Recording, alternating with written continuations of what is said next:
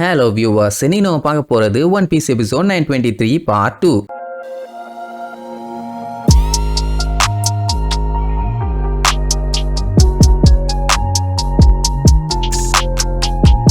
பண்ணா போன பாட்டுல அந்த ஒரோச்சியோட மேன்ஷன்ல விருந்துன்னு சொல்லிட்டு எல்லாத்தையுமே வர வச்சிருந்தால. சோ அப்போ குமர சக்கி அங்க வந்திருப்பான். அவளை பார்த்தவொன்னே அவனுக்கு சந்தோஷம் தாங்க முடியல. இங்க வாமா மின்னல், எதுக்காண்டி கஷ்டப்பட்டு நின்னுட்டு இருக்க, என் பக்கத்துல வந்து உட்காருமா. அவ ஒன்னே பில்டப், ஐயா உங்க அழகுக்கு உங்க திறமைக்கு உங்க லெவலுக்கு உங்க பக்கத்துல உட்கார்ற தகுதி எனக்கு இல்லைன்னு. என்னமா நடிப்பு. அவன் அதெல்லாம் ஒண்ணு இல்லம்மா, நீ வாமா வந்து உட்காருமான்னு ஒண்ணு இதோ வந்துட்டேன்னு வந்து உட்காந்துக்குவான். அந்த டைம் அந்த ஆணிமண்டியன் கியோஷிரோவும் அங்க வந்துருவான். கூடவே அவன் ஆளுகளையும் கூப்பிட்டு வந்திருப்பான். ஒவ்வொருத்தரும் பார்க்க சைக்கிள் எல்லாம் மொரட்டு பீசுங்க, முட்டா பீசுங்க. இந்த ஒரோச்சி இந்த ஃபயர் ஃபெஸ்டிவல் சீக்கிரத்துல வரப்போகுது. அதுக்கான செலிப்ரேஷன் இன்னையில இருந்தே ஸ்டார்ட் ஆகுது. எல்லாம் என்ஜாய் பண்ணுங்க, என்ன வேணுமோ சாப்பிடுங்க, என்ன வேணுமோ குடிங்க, நல்லா ஜாலியா கும்மாளம் போடுங்களே அப்படி இப்படின்னு இத்து போன ஆளுகளை பூரா பயங்கரமா கவனிச்சுக்கிட்டு இருப்பான். அவ்வளவு நேரம் தங்கி வந்தவனுங்க இவன் பெர்மிஷன் கொடுத்தவன கொஞ்சம் ஓவராவே போக ஆரம்பிச்சிட்டானுங்க. ஊர்ல ஒவ்வொருத்தனும் ஒரு டம்ளர் தண்ணி குடிக்கவே கஷ்டப்பட்டு இருக்கானுங்க. இவனுக்கு என்ஜாய்மெண்ட் ஆலைகளா அப்படியே கட் பண்ணி நம்ம லூஃபியை காட்டுறாங்க. பையன் பாத்தீங்கன்னா இன்னுமே சீரியஸா வேலையை பார்த்துக்கிட்டே தான் இருக்கான். இப்படி எல்லாம் வேலை பார்த்தா தானே கொஞ்சம் ஸ்ட்ராங்கா இருக்க முடியும். அதனால பையன் ட்ரெயின் ஆயிட்டு இருக்கான் போல. அந்த டைம் அந்த கரிபு வந்து நைஸா பேச்சு கொடுப்பான். என்னப்பா தம்பி, நான் கேட்டதுக்கு எந்த பதிலுமே சொல்லலையே, நல்லா யோசிச்சு பாத்தியா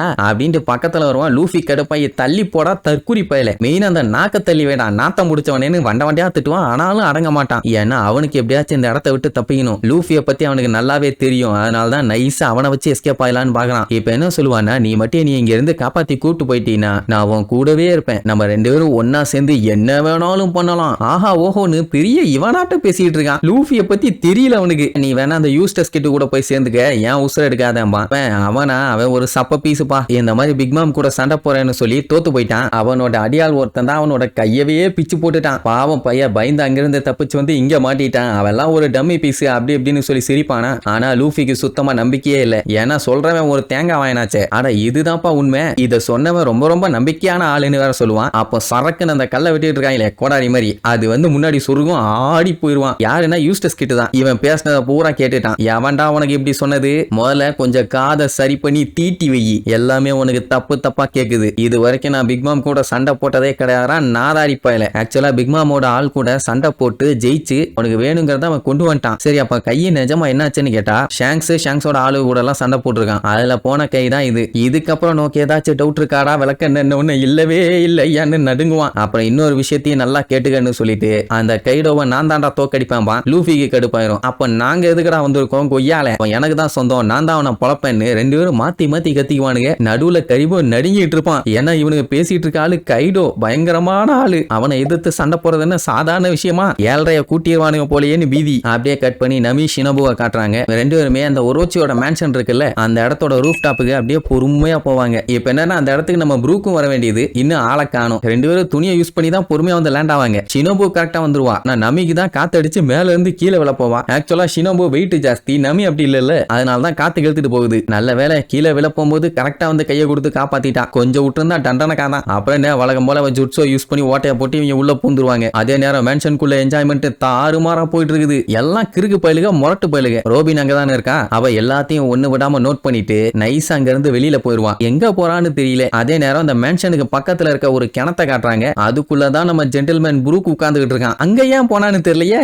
பாடியை உள்ளுக்குள்ள சேஃப்டியா வச்சுட்டு அவனோட சோலை மட்டும் அழகா வெளியே கொண்டு வந்துருவான். அப்படியே ஒவ்வொரு இடமா சுத்தி பாத்துக்கிட்டு இருக்கும் போது எல்லா டோருமே மரத்துல போட்டிருப்பானுங்க. ஆனா ஒரே ஒரு இடத்துல மட்டும் இரும்புல போட்டிருப்பானுங்க. இது என்ன வித்தியாசமா இருக்குது, ஸ்மெல்லு வேற வரலையே, அது சரி நமக்கு தான் மூக்கே இல்லையே அப்படின்ட்டு நேரம் உள்ள போய் பார்த்து பயங்கரமா ஷாக் ஆயிருவான். என்னன்னா உள்ள இருந்தது கைடோவோட பானகிளிஃப். அப்படியே கட் பண்ணி கைடோவை காட்டுறாங்க. அவன் இன்னுமே அந்த சரக்கு அடிக்கிறத விடவே இல்லை, வாயில ஊத்திக்கிட்டே இருக்கான். அப்ப அவனோட அல்ல கைங்க இந்த மாதிரி சவுத் ஈஸ்ட்ல இருந்து ஒரு பெரிய கப்பல் வந்துகிட்டு இருக்குது அப்படின்னு சொன்ன உடனே செம்மையா கடுப்பாயிருவான். எவ்வளவு தைரியம் இருந்தா அந்த கிளபோல்டு இவ்வளவு தூரம் வரும், விடாதீங்க, அவளையும் சரி அவளோட ஃபேமிலியும் சரி எல்லாத்தையுமே மொத்தமா காலி பண்ணுங்கன்னு கத்துவான். அட வேற யாரும் இல்ல, நம்ம பிக் மாம் தான் வந்துகிட்டு இருக்கா, அப்பதான் காலி பண்ண சொல்லுவான். அவன் இந்த நாட்டுக்குள்ள வரவே கூடாது, வந்தா உங்களை தூக்கி போட்டு மிதிப்பேன்னு வேற திட்டுவான். பஞ்சாயத்து என்னன்னா இந்த வானோ கிங்டம்குள்ள வரக்கு எவ்வளவு கஷ்டப்படணும்னு நம்ம எல்லாத்துக்கும் நல்லாவே தெரியும். தண்ணியில ரிவர்ஸ்ல மேல ஏறி வந்தாதான் வர முடியும். ஆனா அந்த பிக் மாம் பைரட்ஸ் எல்லாம் அசால்ட்டா பண்ணிடுவானுங்க. அதனால அவங்களை தடுக்கிறது ரொம்பவே கஷ்டங்கிற மாதிரி சொல்லுவான். அது இன்னும் அவனுக்கு கடுப்பாகும். அதெல்லாம் தெரியாது, அவன் இந்த நாட்டுக்குள்ள வரக்கூடாது, அவளை கப்பலோட வச்சு மூழ்கடிக்கடா. அந்த லூசுக்கு நான் சொன்னதெல்லாம் ஞாபகம் இருக்குன்னு நினைக்கிறேன், ஆனாலுமே ஓவரா பில்டப் பண்ணிட்டு வந்துகிட்டு இருக்கான். அப்படி மட்டும் என் நாட்டுக்குள்ள அவன் வந்தா